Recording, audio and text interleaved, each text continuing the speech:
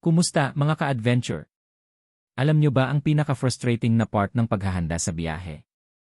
Yun ay ang pag-aayos ng bag minsan, kahit anong pilit natin, parang laging kulang ang space at laging sobrang bigat ng ating bitbit. Pero huwag kang mag-alala dahil mayroon akong ibabahaging ultimate packing hack para sa inyo. Ang tawag dito ay ang bundle wrapping method. Imbes na itupi mo ang iyong mga damit ng isa-isa sa tradisyonal na paraan, subukan mong i-roll sila ng mahigpit ng magkakasama. Bakit?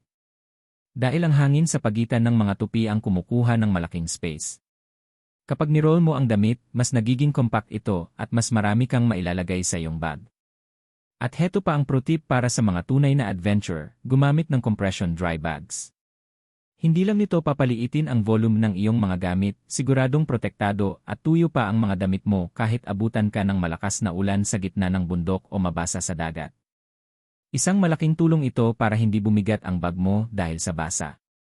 Tandaan, sa bawat adventure, less is more. Mas magaan ang bag, mas masaya ang gala. Kaya itry mo na ang hack na ito sa susunod mong biyahe. Pack smart, travel light, at enjoyin ang bawat moment. Safe travels!